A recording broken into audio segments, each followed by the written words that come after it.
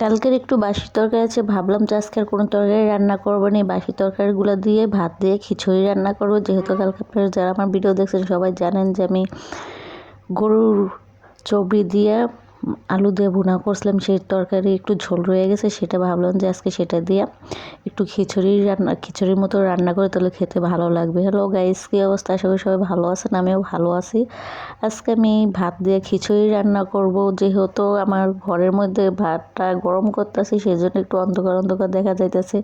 যেহেতু আমি বারান্দায় রান্না বাড়া করি, সেজন্য এখন একটু হালকা পাতলা রান্না করবো, সেজন্য আর বারান্দায় নেই, সেজন্য ঘরেই রান্না করতেছে। দেখেন আমার অবস্থা কি, ভাতগুলো পড়ে গেছে, সেজন্য ভাতগুলো উঠে উঠে একটা একটা করে দিয়ে দিতেছে। যেহেতু আমরা ভাতের জন্য এত কষ্ট করি, তাহলে কেন ভাতগুলো ফালাবো?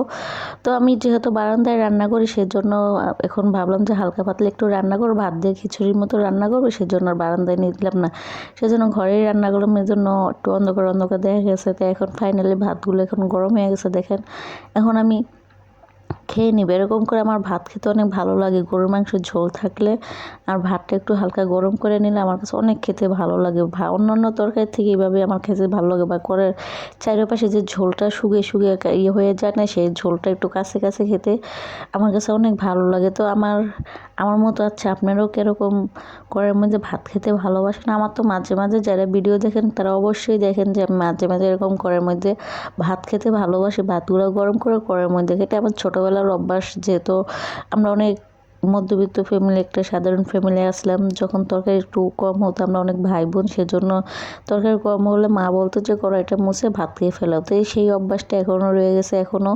এখন তার কম হয় না, এখন আল্লাহ দিলে মোটামুটি খাওয়ার মতো চলে। যা আল্লাহ যা রিজিকে লেখা রাখে তাই খাই। তারপর আগে থেকে অনেক ভালো আছি, বা এখন নিজে ইনকাম করি, নিজে খাওয়া দাওয়া করি, বা এখন নিজে একলা একটা মানুষ। আগে মনে করেন আব্বা একা কাজ করতো, আমরা অনেকগুলো ভাই বোন। আগের যুগের মানুষের একটু কষ্ট করে চলা লাগছে, তাই না? তো এখনকার আমরা তো মনে করেন আগে হলো নিজের ভালো মন্দ খাওয়া দাওয়া, পোশাক আশাক, তারপরে যা হোক। সেজন্য আমাদের সমাজে অনেকে খেয়ে খেয়ে না খেয়ে মরে, অনেকে খেয়ে মরে। তা আমাদের অবস্থাটা সেটাতে আমরা খেয়েও মরি না, না খেয়েও মরি না, আমরা মোটামুটি মিডিয়াম অবস্থায় অবস্থান করি। তো এই যে ভাতগুলা খেতে খেতে খেতে খুবই ভালো লাগতেছে। যা কথা বলতে জানি না কেন এরকমটা হয়ে যায়, বুঝতে পারি না। তো কথা বলতে গেলেও নার্ভাস হয়ে যায় যে ভিডিও করব, যে আজকে একটু ভিডিও করতে দেরি হয়ে গেছে। আজকে অফিস থেকে কিছু লোকজন আসলো, মানুষ আসছিলো, সেজন্য আজকে ভিডিওটা দিতে দেরি হয়ে গেছে। প্রতিদিন আমি 7টায় সন্ধ্যা থেকে ভিডিও ছাড়ি, আজকে ভিডিও দিতে দিতে 8টা বেজে যাবে, সেজন্য একটু দেরি হয়ে গেছে। সবাই ক্ষমার দৃষ্টিতে দেখবেন।